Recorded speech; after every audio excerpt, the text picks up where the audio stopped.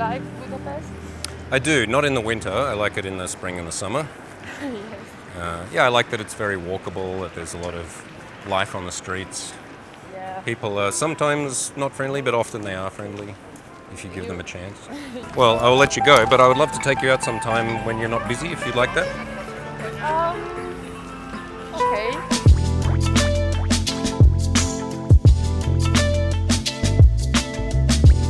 Good day, gentlemen. James Marshall here. In today's video, I'm going to be doing another in-field analysis, and this time looking at how do I handle it when I'm dealing with really shy girls. And there's a bunch of adjustments that I need to make sure that they don't feel really scared and that they like me. So let's find out how to do that. Excuse me. Hello. Hi. You look lovely today. Yeah. Do you mind if I join you for a minute? I was planning to read, but if it doesn't bother you, then sure. If it doesn't bother me that you're going to read. Well, yeah, I was going to do it just to have like a 3-minute conversation and then you can read afterwards if you like. Okay, I don't mind that. Yeah, cool. So this is textbook how to approach a girl who's sitting on a bench, park bench or whatever. Now, you see that I open with quite a bit of distance between me and her. So the main mistake that guys make when they're approaching a girl who's sitting down, or if she's leaning up against a wall, it's the same principle. If I come and stand directly in front of her and I stand close to her, you may not notice it because you're just like in your head going, oh, I'm talking to a girl. But from her perspective, she sees this big man looming over her and basically trapping her against whatever it is that she's seated on, right? So she's sitting down, don't walk directly in front of her and then loom over her. In this situation, which is the correct way to do it, I'm standing at some angle. It doesn't have to be exactly 45, but off the center line. I've left a couple of meters space and I'm leaning back on my back foot. So I'm not leaning in. I'm not weirdly leaning back. I'm just hanging my weight back on my back foot. So it gives this psychological space, because there is a difference between actual space and psychological space. How close do I feel? And in this situation, I wanted to feel like she just looks up and there's a guy over there and he's talking politely to me. So I say, hey, friend, in a friendly way, hey, you going? Or whatever I said, hey, you going? She says hi. I tell her she looks lovely. And then I pause, but I can tell from the moment she opens her mouth when she's like, hi, that she's shy, right? And so I'm instantly recalibrating to the situation, because I don't always know until I start interacting with the girl. Then I leave a little bit of a pause and then I ask, do you mind if I join you for a minute? Now, this is, again, the way to approach a girl who's locked into a situation. She's sitting at a cafe by herself. She's sitting on a park bench. She's sitting, on the grass in a park or on a beach. It's her space, right? Like, it's very different than if she's walking or standing in the street and I just walk over and go start talking. I don't need to say, oh, do you mind if I join you here in the middle of the street, because it's a public space. But even though this is a public area, she has chosen that spot and I'm asking to join her space. And that's the right way to do it. Gentlemanly direct is what I call it. Same kind of thing. She's at a cafe. Excuse me, I saw you you just look like a French photograph there. It's so adorable. What's your name? Cool. Listen, I know you're having a coffee bite and reading a book, but do you mind if I join you for a minute? That would be the way to do it in a situation where she's at a cafe. Now, she says, oh yeah, but I'm just going to be reading, right? So she's kind of saying, yeah, you can sit next to me while I read my book. Now, if I'd just gone, okay, and then sat down, she would have been reading a book, and then I would have gone, so how's the book going? And then it would have been weird. No, I state what I'm actually there for. Can I join you? Yes, I'm going to be reading a book. Can I make a little light of it? I said, okay, you're reading your book. Well, I was just thinking we could talk for a few minutes and then you can get back to your book. And then she says, yes, I'm okay with that, right? So now I've stated clearly, what am I doing here? I'm coming over to sit next to you, to talk to you, and put your bloody book down, and you can read that when I'm gone. And she agrees to that. Cool. Then I sit myself down. What's your name? How do you do? I'm James. Hi. Nice to meet you. Yeah. Are you a shy person? Yeah, I would say. Yeah, I used to be shy, but then I learned how to not be shy. I found that it affected my life too much, being shy. Yeah, I understand. Yeah. I sit myself down, introduce myself, and she's very shy. I mean, you can kind of hear it in her voice, but sitting next to her, it was very clear. She was just like, okay, we're doing the conversation now, and I'm a bit nervous about this. So I'm here lowering my vocal tonality and volume deliberately. Right? Obviously, I can project my voice. I can boom across a room. I can square off against a proud Serbian or whatever I need to. But in this situation, that would be totally overbearing. So my body language, I actually crumple my body language a little bit. So I'm sitting on the bench like she is, and I lower the volume, and then I ask her, are you a shy person? Because from my little reads in the last, whatever it is, 20 seconds, that's been my assumption. And so I check in with her. She says yes, right? Cool. So now she's acknowledging that, and I'm calling this thing out that otherwise could have been a big deal for her. So, and I let her off the hook. I say, oh yeah, I used to be shy too, but I found it was affecting my life too much. And so, here we are. Right, cool. Now we're in rapport. Now I'm matching her energy. I'm showing empathy for her situation, which for a girl who's shy or inexperienced, hasn't, chatted to strangers much before, which is the case with this girl, she's going to need to feel comfortable in order to open up. So it's my job as the primary communicator, my job as the guy who went and started the interaction, not to try and force her into my frame or to, dominate the situation. It's like, okay, this is a dance. All seduction is always a dance. It requires two partners doing their moves. One person's leading, one person's adding the flourish, one person's setting the pace, or one person, in this case, the woman shows where she feels comfortable. And because I'm intuitive and because I'm self-aware and aware of the situation, I can adjust. And this is going to give you the best probability for having success with different types of women. Right? If we want to be a natural with women, we want to be good with women, not just like, okay, I do my same thing over and over again, and it's my way or the highway, or I've got to dominate the frame and I've got to show her who's boss. Yeah, then you're only going to get responses from a type of girl who's sassy or who responds well to that, and you're just going to lose all sorts of other girls who would see that as pushy and overbearing. So, calibration is key. And what are you reading? I just bought a new book today. Mm-hmm. So, I don't know. We'll see. I know the author. Can I have a look? What is it? Yeah, sure. It's like a fantasy. I see. Like dragons and swords and magic? Yeah, kind of like that. House of Earth and Blood. That's a lot of pages. They make them really long, those books. Yeah, I like that. Is there a lot of character development, or is it mainly just story? Yeah, a lot of character development. I read two of her other series, and one of them contained 8 books. Wow, So, that's a commitment. Yeah. No, And once it was you really fun. Yeah? Mm-hmm. Yeah, so I know her, this author, and I was like, she has this series left that I haven't read, so I want to do that too. Mm-hmm. And is it lots of political intrigue and that kind of thing as well? A bit. Mm-hmm. What kind of characters do you relate to the best? There was a witch, and she had a very strong personality, but she went through a lot of character development, so I like that. Do you feel like are you going through character development in your life?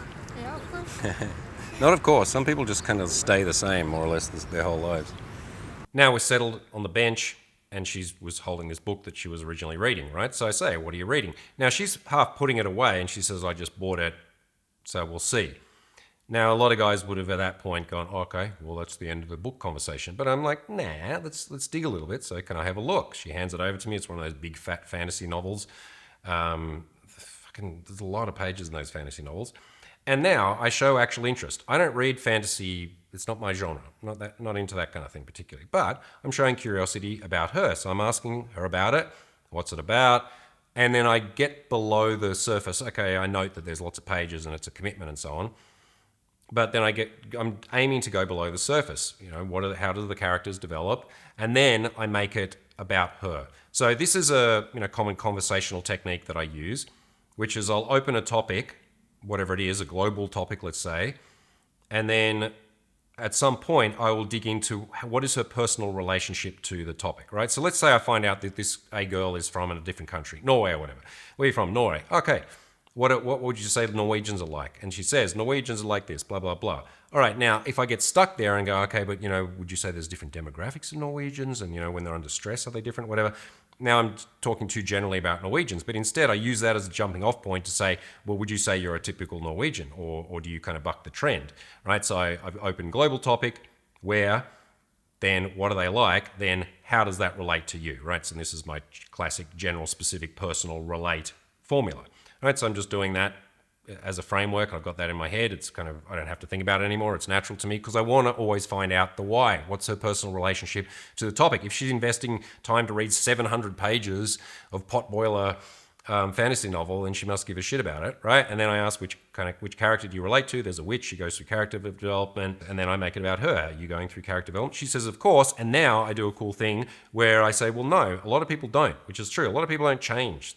Change is hard. Change requires self-awareness and admitting that you need to change. Most people don't do that.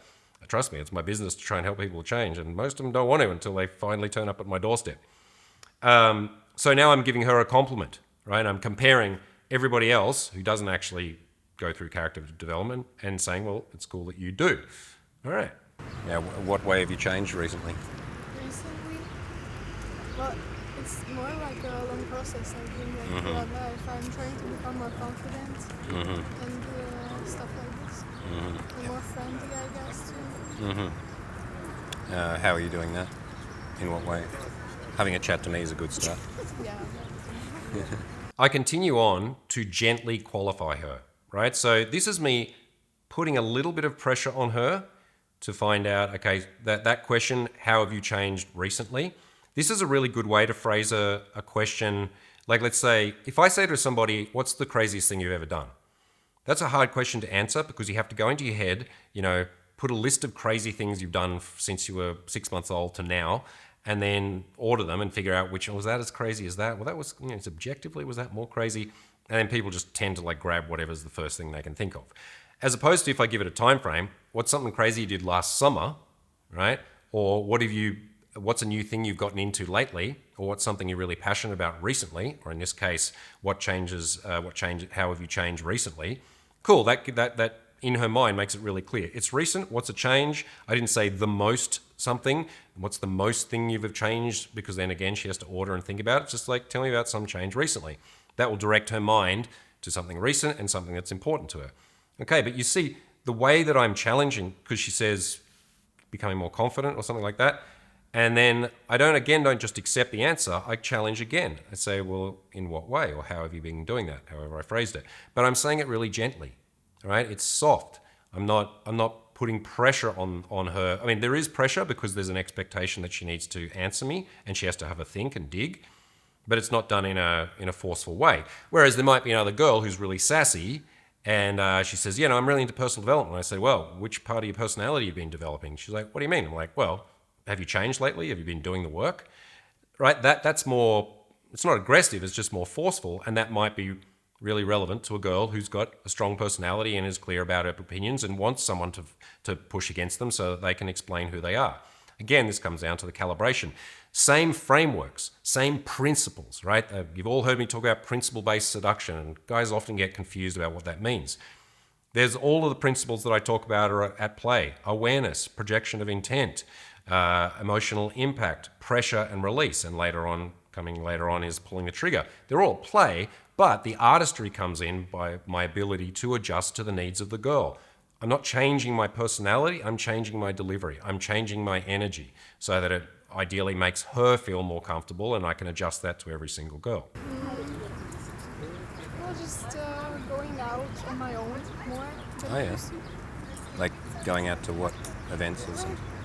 Just on a walk or something. Oh, and then being open to possibilities. Yeah, exactly. That's a good attitude. Yeah, definitely.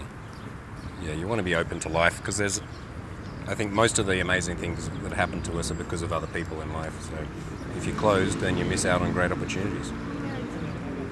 Yeah, I can relate. I used to be very introverted and maybe a bit judgmental of people, and then I decided that I flipped that to let me see what they're really like instead of making an assessment too early, because I don't want them to do that to me.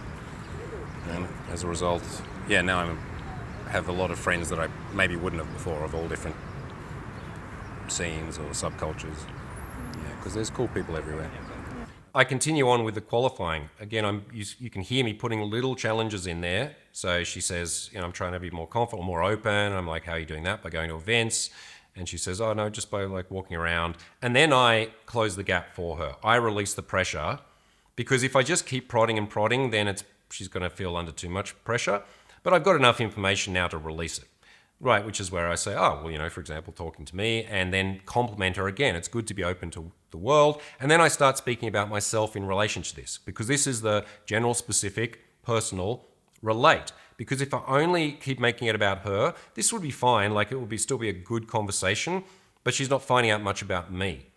Right, so often in the stages of guys learning conversational skills, they go from whatever not good to collecting too many details to getting into more of the personal, and then that next part, a lot of men, except the Americans, seem to struggle with this, which is like, okay, what do I think about this? What's my opinion? What's my experience of this? So in this case, I'm giving my little philosophy that, and relating to it. It's true. I did used to, believe it or not, I used to be shy. I am an introvert.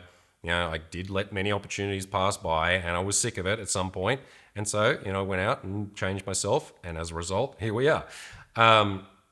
And then, so I'm showing, like explaining, the best things that happen in life come from being open to possibilities, the friends that you meet, and so on. Of course, this is also shaping behavior in a way. This is like moving towards the close, where it's like, well, it's good to be open to people. It's good to be open to, random strangers on the street, just saying. So, that hopefully that's going to influence her behavior later on in the interaction. Where are you from? I'm Australian. I've never been. Yeah. It's very far away. It is very far away. It's a lovely place. People are quite chill and relaxed. Oh, I would like that. Yeah. Are you Dutch? No. You're Hungarian? Yeah, I'm Hungarian. Ah, but you don't have the strong Hungarian accent. Sounds Really? No. I'll take that as a compliment. Because, I don't know. You don't sound like this. That is the Hungarian one, the very strong one. Okay. Yeah. Okay. No, I thought for some reason it sounded a little Dutch. Did you study in another country or something? Well, just for a week in Denmark recently. That's why one of the Denmark. things. Yeah, maybe that's where you picked it up. Maybe, yeah. Well, there were a lot of people in our group from everywhere, basically. From the Netherlands too, and Belgium. A lot of them were from Belgium. Mm-hmm. What were you studying for only 1 week? We had to do a marketing project for a winery there. I see. Danish winery. So you're studying marketing, and this was kind of like a little internship or something. Yeah. And so, how do you sell Danish wine? Well, I didn't think they were that well known for wine, the Danes. yes, we went to the winery itself. Like it was a specific winery there. We visited and they showed us how they make the wine and stuff. And then it was group work. So with my group, we just made a plan to target Danish customers who are on the wealthier side because the wine is more expensive. So we had to do a whole project about it. Right. And you're not trying to like trash the Italians or the French, saying that. No, not that kind of marketing. You're right. Emphasizing the advantages. Yes. Okay, lovely. Now we're in some chit chat, just talking about what she studies, and she went and did an internship in Denmark. Now the important thing here is not so much the content, except that I'm listening and I'm asking relevant questions. Okay, so how do you market Danish wine, and are you doing hit pieces on the French and so on, to show that I'm engaging. I'm not just saying cool, because that's not listening. That's just filling in sounds while you're waiting for the next thing to ask. But aside from that, the important thing to note there is look at my timing. I'm not rushing, I'm not jumping in, I'm not cutting over the top of her, I'm not talking fast. She finishes what she says and I pause for a moment because that's good. I want the interaction to slow and create space because it helps us to be more relaxed, particularly for her, and it also gives me and her more time to think, right? So, and there's more of the sub-communication can start to kind of glue us together. So I take my time and I think of the next question, right? And in this way, now we're in a gentle and relaxed vibe. Yeah, I make some wine I have a farm in Portugal. I make some wine, but it's really bad. Okay, at least you're honest about it. Oh, it's not great. I mean, I don't make it, my gardener makes it, and then he gives me a bottle. I'm like, okay, that's pretty strong, but yeah, we make great olive oil, but the wine takes some work. At least the olive oil is good. Oh yeah, I'm all about good olive oil. Now, it turns out she's talking about how she's marketing wine, and I'm a winemaker, which I think the French word is vigneron. And how do I know that? Because we just stopped the video because I was like trying to remember what it was. I'm going to look it up. Like, okay, I'm a vigneron.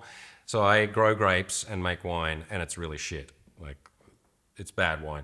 So if I'd come in there and go, oh, actually, I'm a vigneron myself, and started trying to be arrogant about it. That wouldn't have assisted the situation. But because I do make some wine and it's bad, a bit of self-deprecation is totally fine. Right now, it's kind of a humble brag as well, right? Because I have a vineyard. I mean, it doesn't look like a vineyard. It's just a bunch of grapevines that Augusto takes and makes moonshine out of and gives me a bottle. I'm like, oh, buddy, okay, oh, that's strong.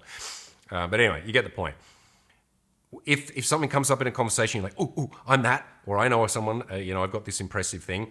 Try to do it in a humble way. All right, girls pick up on that, because so many women I've talked to talk about dates where the only thing a man does is try to be impressive, right? So trying to lay on all these accolades and suggest how cool he is, or who people he knows, or how much money he's got, and so on. I've been guilty of that at some points just because my life's kind of interesting, but it tends to be a turn off. And what it says to somebody is, if I'm trying to impress you, then you decide if you're being impressed or not. Right, start kicking the tires and checking for saying, oh, is this guy impressive? Right, and now I'm trying to qualify myself to you, as opposed to just being like, hey, my life, I have a bunch of things, and yeah, I'm a vigneron, but I do have shitty wine, so I can make a bit of fun of myself. It's not so serious. Yeah, I pour it on absolutely everything. It'll make me live till I'm 100. Yeah. So chilling, reading a book, getting a tan. Oh, hopefully. Yeah, I like your pale skin. It's nice. I much prefer pale-skinned ladies. Here I give her the first compliment. I mean, I said she looked lovely at the beginning. This is often what I'll do, is give a compliment later in an interaction. Now, at this point here, I could have stopped the interaction. This would have been enough rapport to go, all right, cool, I could wrap it up here. But I decided to do one more bracket, right? And that's a good thing to do if you have the tendency to kind of go in interactions and then just bail the moment you run out of things to say.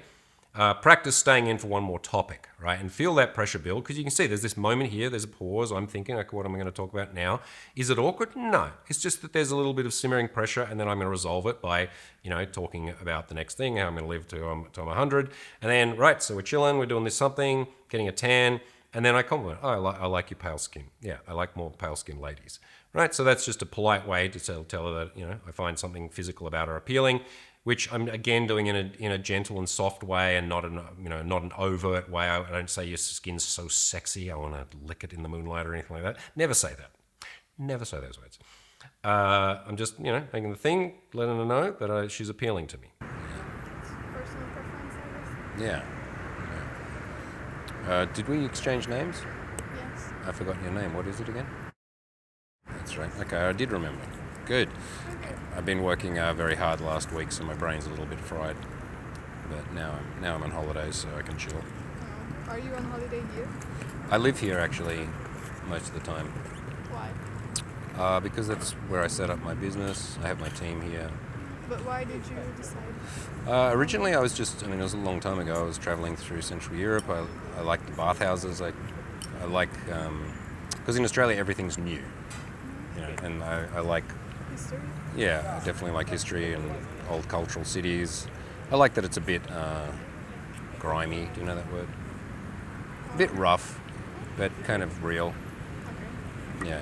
Yeah, a mixture of beautiful and a bit fucked up. Like, yeah, it kind of suits. Yeah, I see. Especially in Australia, everything's kind of new and clean, and for me, that's a little bit boring. Yeah.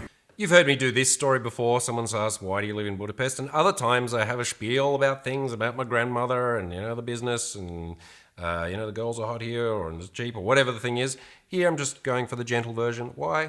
Business here, I like the bathhouses. This is my impression of the city. Again, I don't just, like I've talked about this before in other videos, where if someone says, what do you like about the city? I say, oh, the architecture. What? What does that mean? The build, what does that mean? If you're going to say that it's beautiful, explain why it's beautiful. If you like the architecture, let's say what you like about the architecture.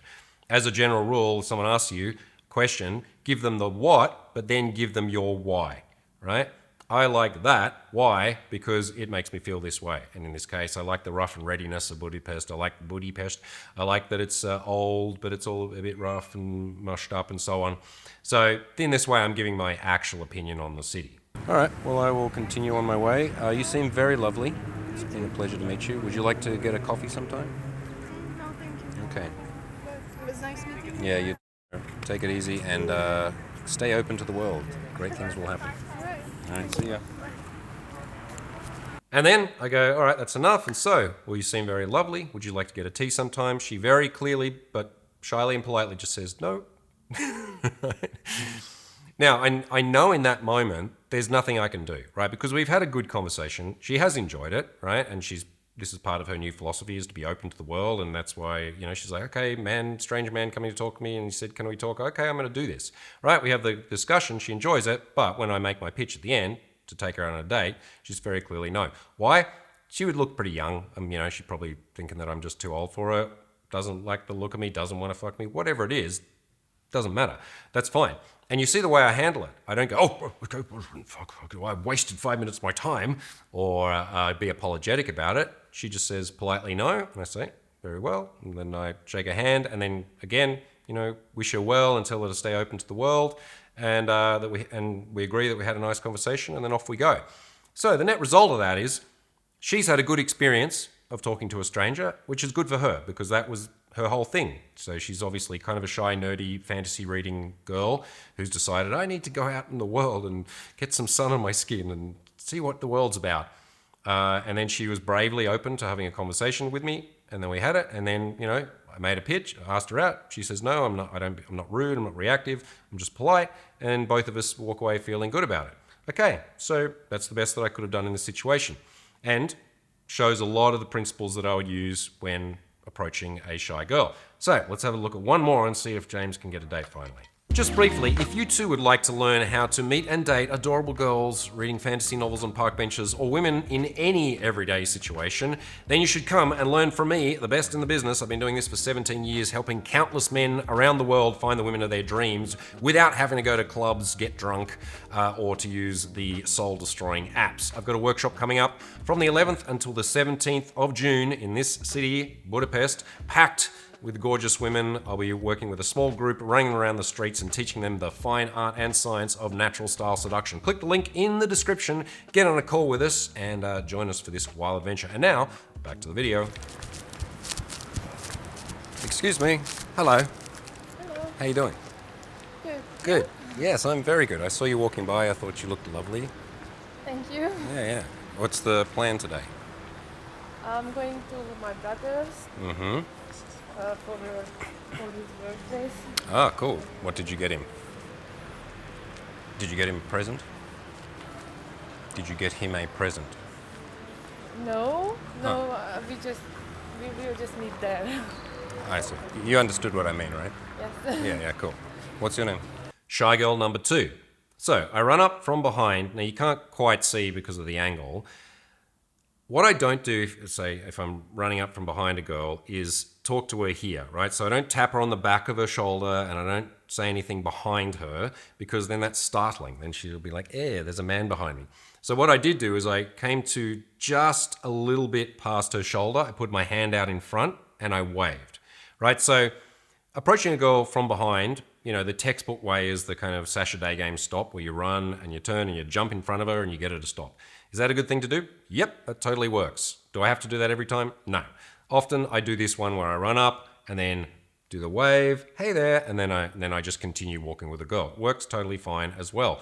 Why did I do it in this situation? Sometimes if it's a tight thoroughfare, which it is a little bit, walking on sort of smaller streets, particularly if it was particularly busy, I don't want to run and try and get in front of her and then cause a traffic jam. So there'll be situations where it makes much more sense to just walk along with her because of the nature of the environment.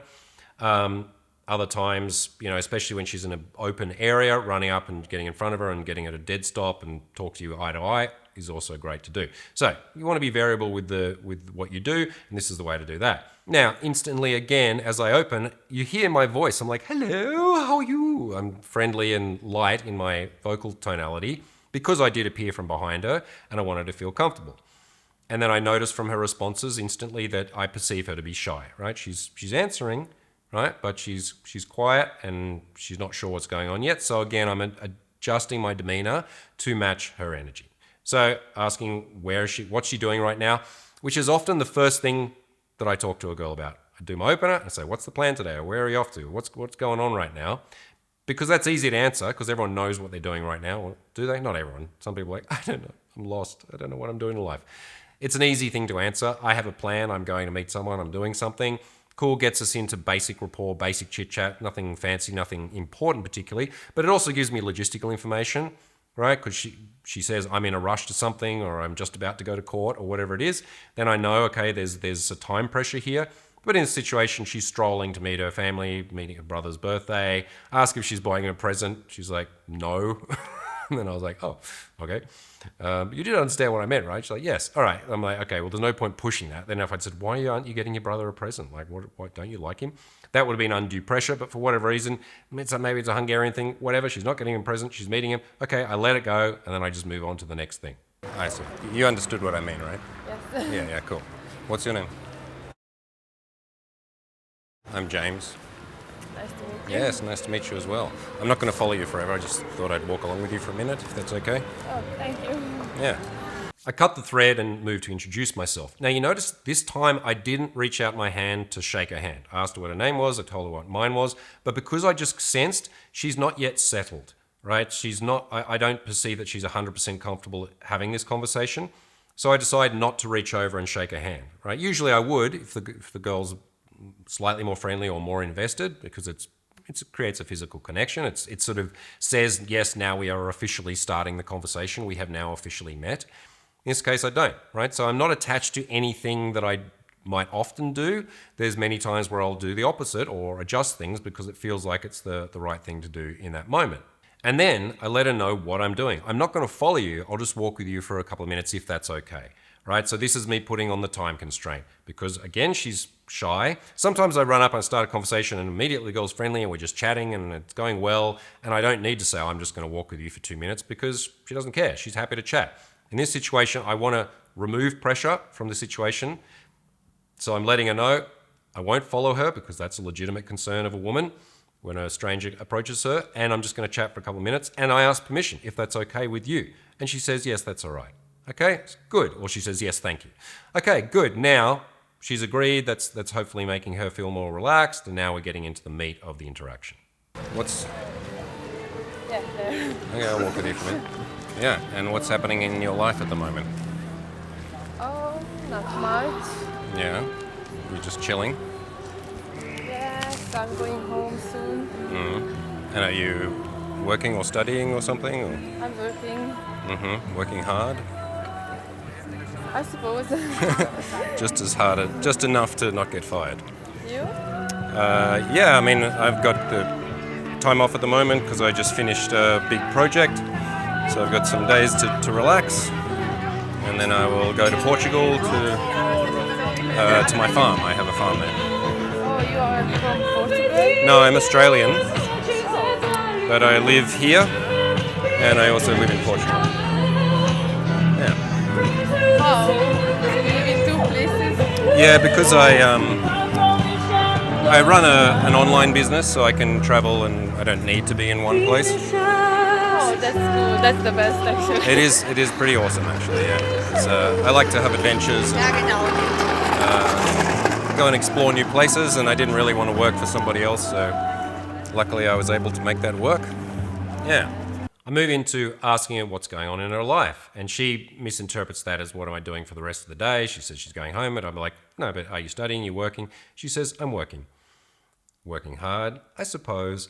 Now, this couple of questions make me, and based on what she's wearing as well, she's wearing kind of service worker outfit. She's about 20, 21-ish, something like that. So I'm assuming as she's saying this, her job is a student job, right? Works in a cafe or something. So probably it's not her passion in life. It's not something I need to dig too deeply into. I could be wrong, but that was my feeling. And so instead of digging into that, and she asks about you, what about you? I don't lay on my full resume, right? I don't go, well, let me tell you about how cool and interesting and unrelatable my life is to you, right? Hungarian student girl, how I'm traveling here and running the 6 businesses here and building a Sumerian temple and all the weird shit that I'm doing. Yeah, I may well tell another girl about my different projects, or I might tell her about that on the date, but I'm underselling myself here deliberately. Right? I'm just like, yeah, I run an online business, yeah, I have a farm, but I just like to be able to live in a couple of places, right? So I'm deliberately being more humble, let's say, about my life than I might otherwise be, because it could just be overwhelming for a shy girl who's just having a normal life, right? She's working in a cafe or something like that, and she lives in the city, and that's her and she's young, and that's her lived experience probably at this point. So I don't want the experience gap to be too shocking for her, because as a shy girl, she might then feel insecure about herself, right? So again, calibration is key. I need to be able to adjust to the needs of the situation. My intuition is in that moment. Just do the undersold version of myself, and then she's starting to show interest. Oh, that's really interesting that you live in two places, right? She's never heard of such a thing.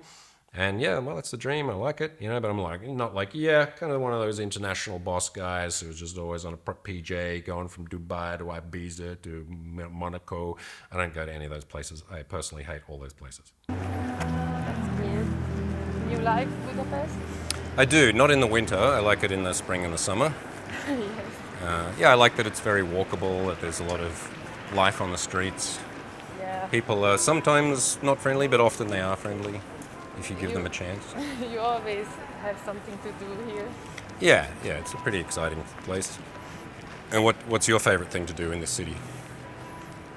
I think not in the city, but outside of the city, hiking. Oh, right. So you're a nature lover. Yeah. Good, me too. I love hiking. I'm more of a nature person than a town person. Yeah, I understand that. I'm both, but I need time away from cities to, reconnect with myself. And Oh, you live in a big city in Australia, or? originally, yes, I was from Melbourne, which is a very big city. But I moved to Europe maybe 12 years ago, and now I have a farm in Portugal, so that's where I go and spend time in nature. I love planting trees and gardens. It's nice. Yeah, it's very nice. I was recently in Peru. You know Peru? Yeah. Yeah, I went hiking there in the mountains. Absolutely incredible, like the most amazing landscapes. These I huge can mountains imagine. and rivers. Yeah, it was great. Wow. She asked if I like Budapest. You've heard this, people asking me this in fields before. Sometimes I say, oh yeah, but it's a bit fucked up and the people are grumpy here, but it's got regal architecture and I have a whole spiel. I don't do that here for the same reasons. I'm just doing this on the down low. She's kind of simpler in the way that she sees the world, maybe. I mean, I still don't know her very well, but I'm just intuiting that, okay, just give her the basics of it. Yeah, I like it. Not in the winter, people are not always friendly, but often they are. Whereas you've heard me do different versions of that where Hungarians are all grumpy cunts, but occasionally you meet one like you who's cool, right? Similar story, but different delivery. Then it comes out that she's more of a country girl, right? So, because the question I ask is, what's something that you like about the city, specifically to her? And she's like, well, I prefer the countryside. Now we find a place of rapport because we're both interested in hiking and being in nature. Okay, and then I'm telling her a little bit more, offering more about my life. Still not laying it on too thick. Yeah, I did talk about going to Peru, probably unnecessarily. But yeah, it's like, okay, I relate to you. I'm into nature. Here's some nature things that I've done. I'm offering, contributing to the conversation because she's into this. Like she doesn't want to leave this, but she's just doesn't know how to be a really, proficient conversationalist. So she's trying, she's contributing, and then I'm doing most of the heavy lifting. That's often the nature of interactions anyway. When you're doing cold approach, you're going to have to do most of the speaking probably. Okay, but in this way, I'm encouraging her in whatever capacity she feels comfortable to contribute as well. Yeah. So the plan is hang out with your brother. Yes. Yes. He's working in a Starbucks actually. I see this one. Yeah. Okay, cool. Well, I will let you go, but I would love to take you out sometime when you're not busy, if you'd like that. Okay. Yeah. Can I get your WhatsApp number? And then I can text you. Maybe I would like more of the Instagram. Yes. Why is it That's less personal or yes. something? Okay, sure, we can do that. All right, that's complicated.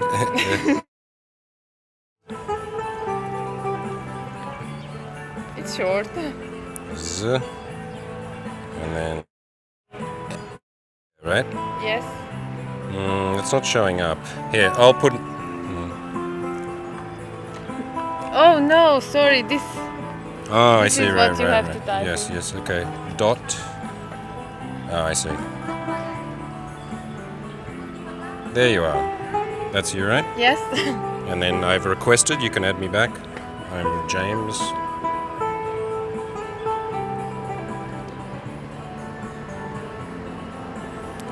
What do you usually work every day, or what's your schedule usually like?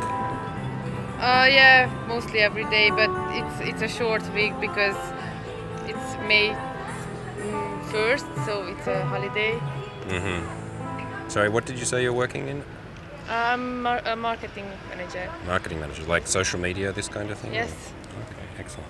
All right, it was lovely to meet you, and I You hope to too. see you again soon. Have a great day. Bye. You too. I decide to wrap it up. So I check in again. All right, so what your plan is today? Going to see the brother. Excellent. Having the birthday thing. No presents. Can I take you out sometime? She pauses. She's like, okay. And I say, all right, I'll get your WhatsApp. There's a long pause. And I know she's like calculating and thinking, okay, stranger, I don't know about this. I'd prefer to do Instagram. Totally fine. If I then push, like sometimes a more mature or confident woman says, "Oh, I'll give you Instagram," and then I say, that's for kids. Let's do WhatsApp so we can stay in proper touch." That will be appropriate for some girl, but this girl, again, it's all delicate. She's shy, so there's no point in pushing in that moment. It doesn't matter. Like Instagram is totally fine because what's the point is that we can message each other. I generally prefer to get a WhatsApp. I don't like being on Instagram at all. There is more distractions going on. People can just have you as followers and so on. So, there's some disadvantages, but I've had many, many times where you get Instagram and you write to her and she writes back because girls are on their Instagrams a lot. So, totally fine. She double checks, like I write her name down. It's wrong because it's one of those complicated Hungarian names. And she's like, oh no. So her correcting it is a good thing, right? She's making sure I get the correct contact. And then I tell her that and I check some logistics, right? So do you usually work? She says, yeah, every day, but it depends, blah, blah, blah. So I'm just figuring, okay, probably not a daytime date. It's going to be an evening date. Then I do ask her what she did. I was wrong. She wasn't a barista. She does social media marketing, whatever that means. Cool. All right. And then off we go. Good. Solid clothes on a shy girl. Lovely, sexy lady too. And that's it. So there's plenty of takeaways from those two interactions. Don't always just fixate on whether I got the number or not, okay? Because there's often many things that are outside of your control. There's all sorts of principles and techniques at play in these interactions. Plenty for you to plug into your own game out on the streets. Now, if you'd like me to instruct you like this, except breaking down your interactions, not my own, then you should consider coming to join me and my world-class team on my next upcoming infield workshop. I'm only doing a few of those this year. April sold out. Next one that's happening is from the 11th until the 17th of June in Budapest, Hungary.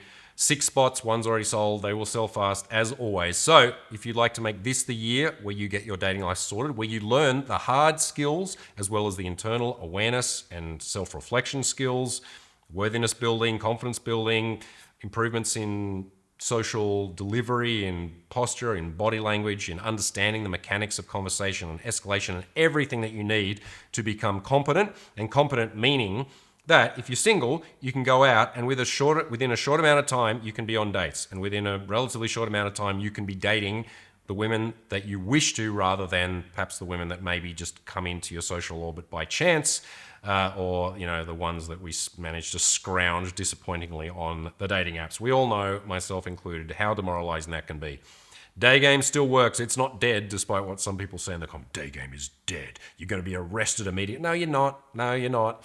I've been doing this for nearly 2 decades. I've never seen a student or anyone in any of the countries and cities I've done this be arrested or have people scream at them in the street, except for the occasional, get the fuck out of here in New York. The worst that's going to happen is you'll feel mildly embarrassed. The best that's going to happen is that you get to choose the woman of your dreams. Good deal.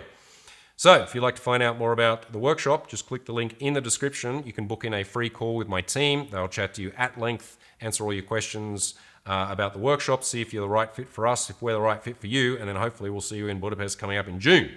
And if not, we'll see you in the next video. Peace.